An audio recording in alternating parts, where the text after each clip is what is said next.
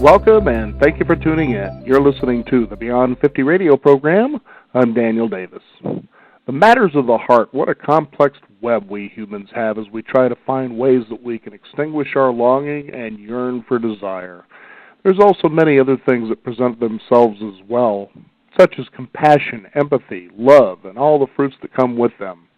On the Beyond 50 radio program today is an experienced and registered yoga teacher, certified Feng Shui practitioner, and a life business coach who spent more than 25 years on this particular path, discovering what the heart has to offer.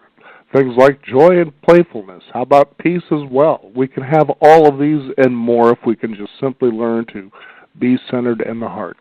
I'd like to welcome to the Beyond 50 radio program today our guest, Chicola Caramel. Chicola, thank you for joining us here on the Beyond 50 radio program. Hello, Danielle. How are you? I'm doing well, thank you. Now tell us how this all started for you. Oh, the journey is always fascinating, isn't it? It sure is. And that's why it's such a pleasure right now to be able to share my experiences. So hello everyone on the call listening to Beyond 50. And the way it has started for me is noticing now in this place where I am, noticing how, we keep jumping from places to places, thinking, oh, this is what I'm looking for. If I get this, oh, for sure, I'm going to be happy, And that could be the job, or that could be the life partner, or the boyfriend, or the house. Whatever it is that we think, oh, the second I get this, I'm going to be happy.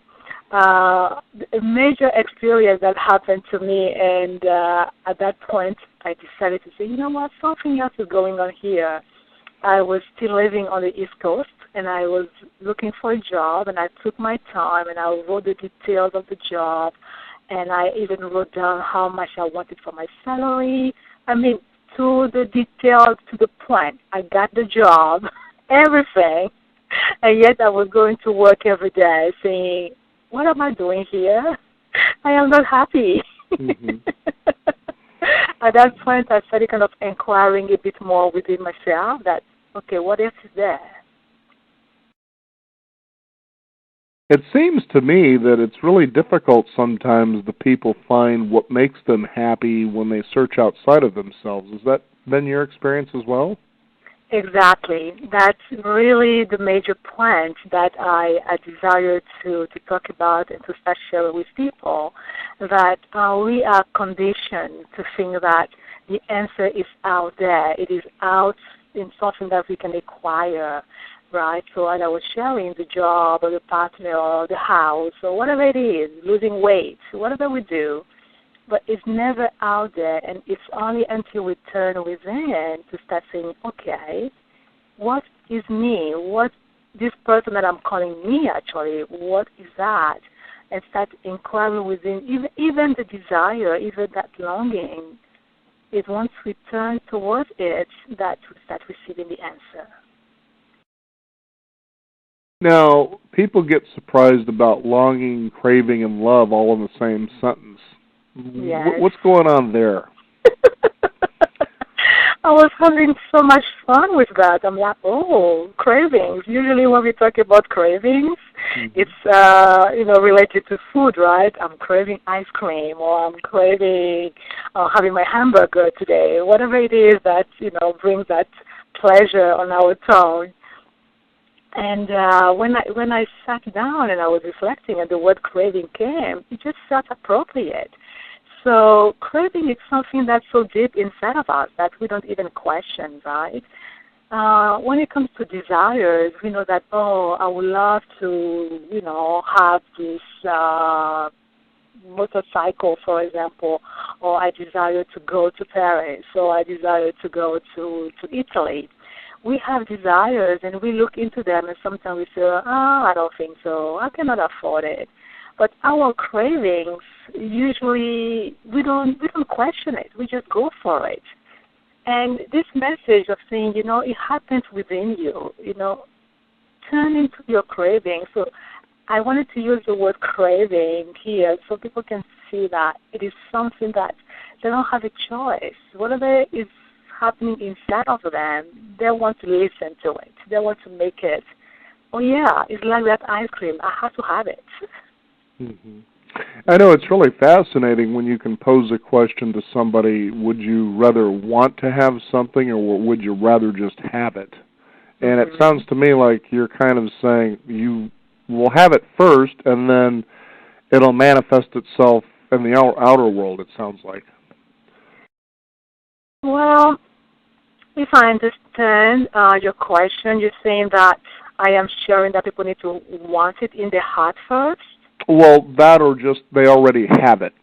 See, when you want something, that means that you actually lack that. What I'm saying or suggesting is that if you already have it, then it's just a matter of time before it manifests itself in the outer world. Oh, yes, absolutely, absolutely. For instance, if we talk about love, okay, so there are a lot of people out there that may have suffered a heartbreak, and they say, well, I just want to be loved by somebody. And the fact is you're already loved by yourself. It's amazing when you stay quiet and you listen to that voice. It's already there. And so if you have that, if you already have that, you don't want it now, you already have that, it'll manifest itself out there, on the outside of yourself. Yes, I agree with you. Then the challenge that many are having is to think that the love is out there. Many of us are having the challenge of loving ourselves. You see? So that's why when I was thinking, the love I crave, is because for the one of us that are still, thinking that the love is out there. Because the example that you give is somebody who has spent time with himself or herself already and who have come to the realization that, I need to love myself. It's the most important thing that I can do. And they're not looking out there to make it happen. Then that manifestation comes. But when I walk around, when I'm in contact with people, when I'm having conversation with people, it's because I am realizing that most of us are still having our eyes, our gaze turned towards the outside, the without. And it's when we turn that within, is to start knowing that if I desire love, that love is within me, and I have to find it. That's why it's a craving. You have to say, I'm going to go for it. I want to become curious about it until I feel that I have satisfied that craving. I think, too, I don't know if you've had this experience in working with people over the years, is that we tend to be afraid of things that we know we could have and don't feel we deserve. Is that kind of how it works out, or? There is that into it too, into the mix of all the reasons why we are not really trusting, because that's one of the things that I have found over the years, is that the desires can be there, or the longing, the craving is there, but sometimes we don't trust it. You see, so sometimes we are slightly even scared of it. So we just push it down. We like, that's too good to be true. It can't be that. Or sometimes it is so simple that we're like, no, I just have to dismiss that. It's pretty fascinating, too, when it's that simple and we don't trust that is what it is. I know, right? As I always say, it's right there in front of us sometimes, but we don't see it. Now, let's talk about the precise difference, in your words, of longing and desire. What are the difference between those two? They would seem to be the same, but they're obviously a little bit different. Yes, I have discovered that myself during my journey of finding myself and satisfying my cravings. That there were many desires.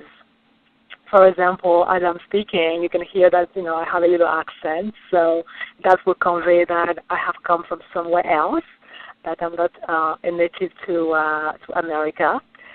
And so a desire, for example, was to come here, to leave my original country from West Africa and to come to the United States. So that was a desire, and that was fulfilled. And the second it was fulfilled, it was like, okay, what's next? So we tend to have desires, and when we accomplish them, there is a natural process inside of us that goes into what's next. Or the desire can be observing somebody having what we can perceive from the outside as an ideal life, and we go, oh, I want that too. We don't know if the person is really having fun with that desire or not, but from our perception, from our observation on the sidelines, we think it's something great, and we may want that.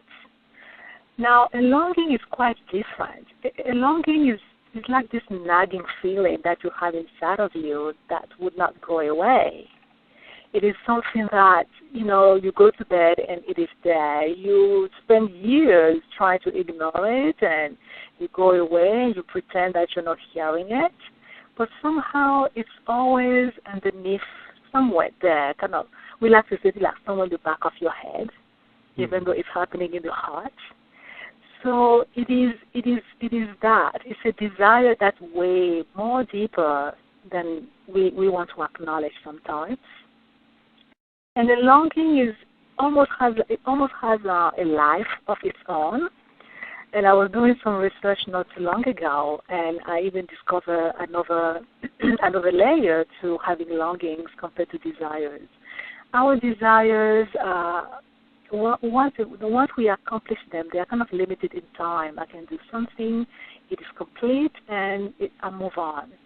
The longing, once we get into it, it's something that carries us through our lives. A longing also tends to involve usually more than just ourselves. Like, I want a beautiful house. That is a desire. It's not a longing, because once you have your house, you have your house. But the happiness that's behind having the house and maybe establishing a family, that is more connected to a longing. Do you see what I mean? It's just amazing to think how fascinating and simple this all is, but why we complicate it so much. How do we get clarity? Get rid of those distractions, desires, and all that other nonsense that gets in the way, so that we know truly what we're craving and longing for. Well, you see, maybe that's where the little trap or the little challenge is, right? Mm-hmm, right. Because as I'm speaking with you, Daniel, it feels like you know a lot about this path, right? You talk about compassion, you talk about love, and most of the time, things that seem so simple, yes, they are simple, doesn't always mean that it is easy. Because sometimes there is that challenge. The challenge is like, well, how do I know this is a desire or this is a longing? And that's where we have to have a way of listening to ourselves. We have to have a way of knowing ourselves. And that's where that question of knowing your intuition or listening to your intuition comes into place. This is where we have to kind of know ourselves enough to see if when we are in our inquiry process, if we are leading the inquiry from our head, from the mind, or if we are really paying attention to our whole being. Is my whole being happy, really fascinated, really wants to put energy in discovering that longing, and that makes a big difference.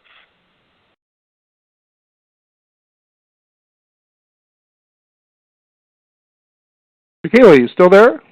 I am still Okay, here. good. Okay, for a minute it seemed like we kind of lost you there for a minute. Yes. Now, as you work with people, how do you help them to gain the clarity that we obviously know we already have, but how do you help them get to that place? We always, I love working with people because the process itself is so fascinating. People will come sometime and think, oh, I don't know, I don't have the answer, and then we will go around. And then finally we get to the point that we say, well, I just knew this all along. most of the time it's because they are not kind of like trusting their own gut feelings. So the way I support people and I help people is to just make them really comfortable. That everything that's going through them, the desires, the longings, the cravings, it's all okay to bring them all out. Let's put them all on the table. And then now let's see which one seems to be having a bigger life than any of the other ones. Mm-hmm. And it's not always easy, right? Even though we have a strong feeling attached to it, most of the times there are also some fear issues attached to it, as we mentioned before, some trust issues attached to it.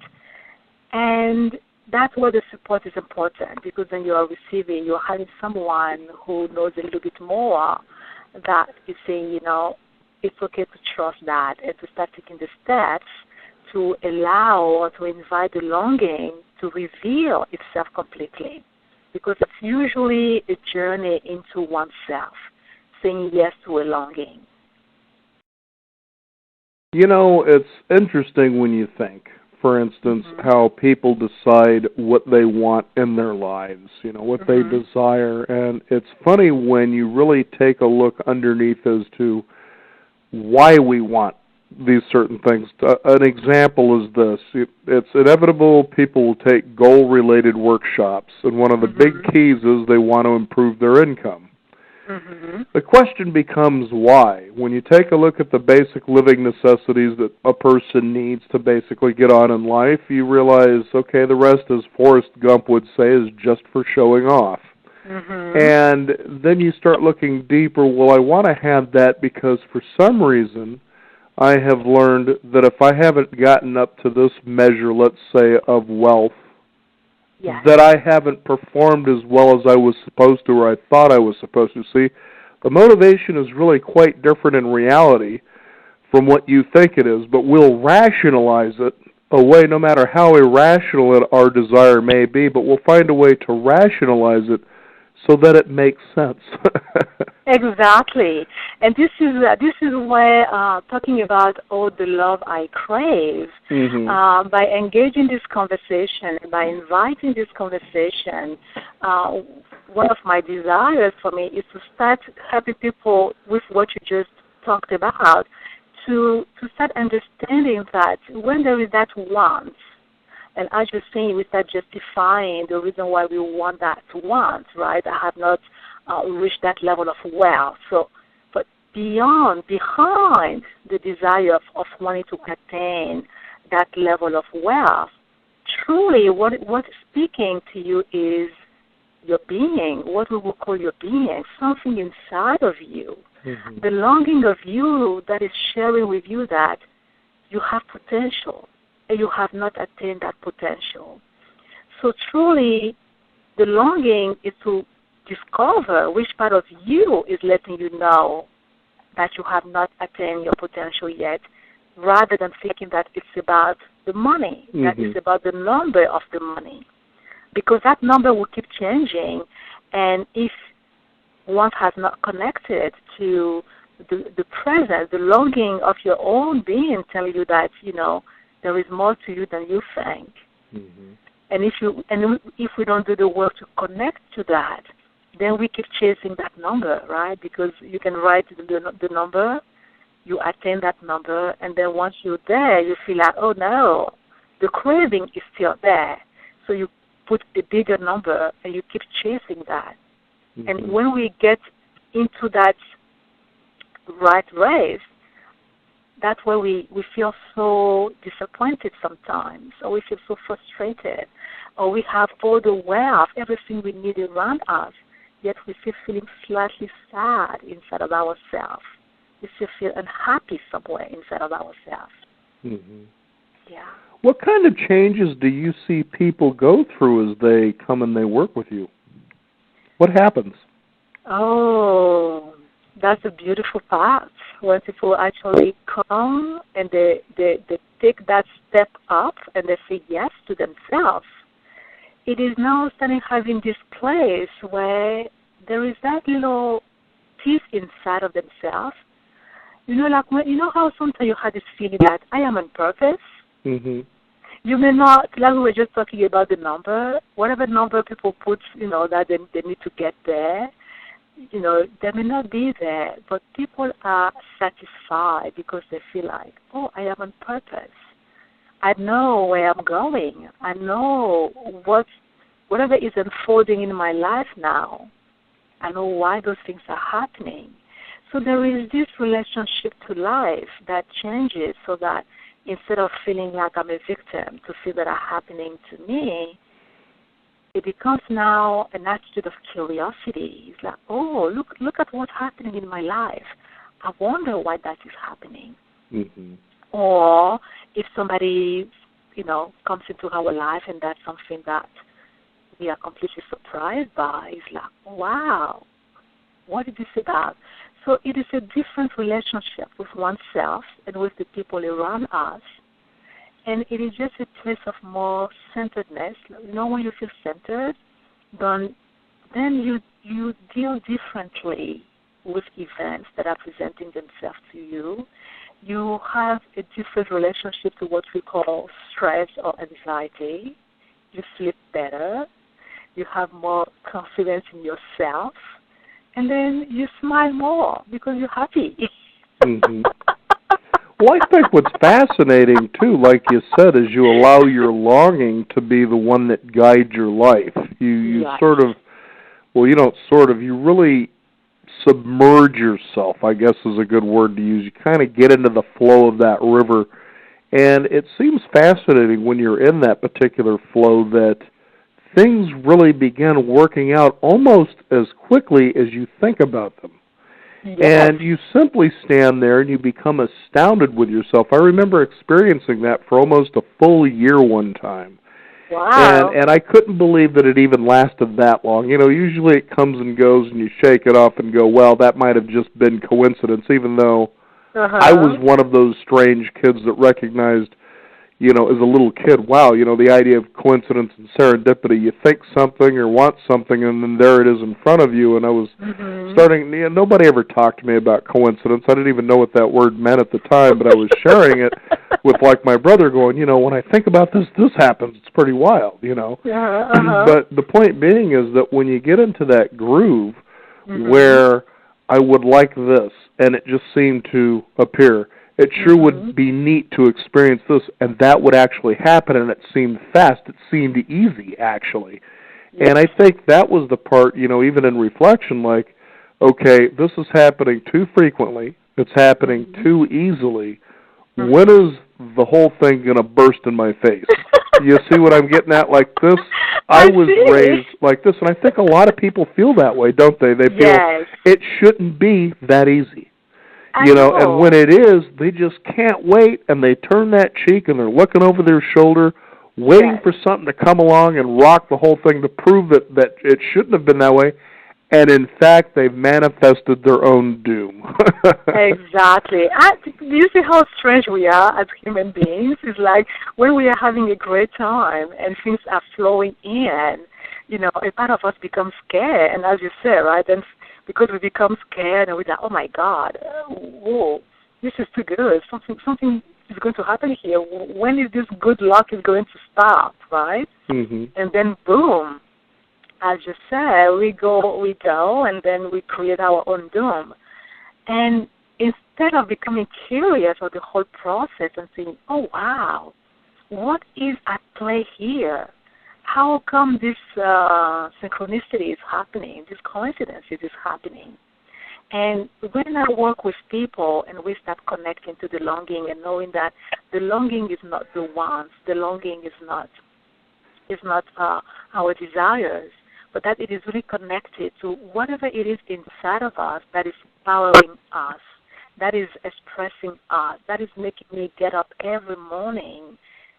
Once we connect to the longing, then to the being, then it becomes a relationship of knowing. Instead of thinking that things are just happening and I'm not too sure, sometimes it's luck, sometimes it's not luck. You know what I mean? Right. So it's completely shifting the way you're having a knowing and a relationship with the whole of life, really. Fascinating. It's always interesting to talk about this subject, because people should realize that you can really get on that road where it just flows like that. That doesn't mean that things don't happen. I remember an astronomer one time, he says, people always tend to think that life has this linear way about itself, but they don't realize they're born of a universe full of chaos. Yes. Okay? So yes. You're out there and things will be working out, doing real well. Life just seems easy, and then all of a sudden maybe a tragedy comes and befalls your life. But he says you got to take a look at, for instance, galaxies. Okay, we live in what are known as the most highly ordered form of a galaxy, which is a spiral galaxy. It's very well ordered. Yes. But there's things like sombrero galaxies, elliptical galaxies. In fact, I think the elliptical galaxy is probably the most disordered one. And that's where chaos is happening all the time. But as we hear from great people or people who we have esteemed to be great, that when a tragedy befalls you, that you have the resilience to move through and to know that you have the personal power to move through that, that you gain the wisdom and a lot of times the real gift that comes from that tragedy, and you share that with the world as well. So, knowing that the universe can be as chaotic as it is, know that that's going to probably happen. But so what? Who cares? Move through it. Yes. I like to call that the syndrome of the good boy or the syndrome of the good girl. Right. You know how we grow up with this mentality, like you're sharing that, oh, I am being a good girl and I'm being a good boy. Why something bad is happening to me? Well, either A, you really wanted that, or B, everything was working out, and that's just the universe being chaotic. Yeah, and I have been there many times, and eventually I have to understand that, being a good girl that has nothing to do with the universe that is expressing through you and creating events to invite you to grow. And that's the other thing that comes through when we are understanding the craving or the love I crave. It is because not turning, like we were sharing at the beginning, our gaze toward ourselves to understand who we are and to understand that what we are craving really is knowing ourselves, is knowing who is this person who gets up every day and breathes and smiles and talks. And yes, you have a name, yes, you have a face, but do you really know who you are? And when we are not turning that gaze within and we keep staying out there, then when events are happening, like you're talking about the chaos of the universe, then we get lost. Whereas when we know that everything is happening from inside, everything is happening for a reason, no matter how chaotic it is, then we stay in that place of curiosity. So, like I was sharing, when people work with me, there is a certain centeredness that people start carrying because you know who you are, no matter what the chaos that's happening around you. See? So things happen, and actually they become opportunities, right? Like you shared, what's the gift that is coming from this seemingly disturbing event or seemingly bad something that we call bad in my life. So it comes from that place. Once you know who you are, that universe inside of you, then you have your centeredness. And then no matter what's happening around, you say, oh, look at that. This just happened. I wonder. And then we pick up whatever we can from that. And usually that opens up a new perception, a bigger perception of who we can be. So, folks, according to our wonderful guest today, Chiquila is simply saying, if life got easier for you, would that be okay? Yes, I like that. What is your website people can find out? I know that you hold retreats and workshops and, a place people can find out more about that. Yes. So the easiest way for people to find me is to go to facebook.com/The Stellar CEO. The THE Stellar STELLAR CEO. I really share everything that I'm doing on that page. Makes it very easy and simple for people to find me, to follow me, and the way I love to talk about it is to play with me, because life is really about playing, no matter how chaotic it looks or how intense it is sometimes. Well, certainly the pleasure of having you here on the program today is the grace of which you share that particular message. It's very rare that you hear it shared so, wonderfully the way that you do, And I want to thank you again for taking the time to be here on the program today. Oh, thank you so much, Daniel, for having me and allowing me to start connecting to your audience. And again, you can find out more by visiting the Stellar CEO, .com, thestellarceo.com. And right there you'll see it says, Ooh, the love I crave. Follow the magic of you to begin. And thank you so much for being here on the program today. Thank you, Danielle. Bye-bye. We want to thank you, the listeners out there. Find out about your potential and everything you have to offer this marvelous world. You're bestowed great gifts. It's up to you to discover what those are and to share those with the world as well. You'll be on a wonderful roller coaster ride if you do.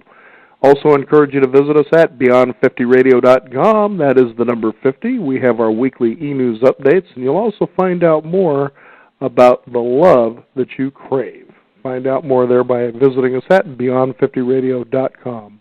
I'm Daniel Davis. Thank you again for joining us. You've been listening to the Beyond 50 Radio program, and remember, live your day past halfway.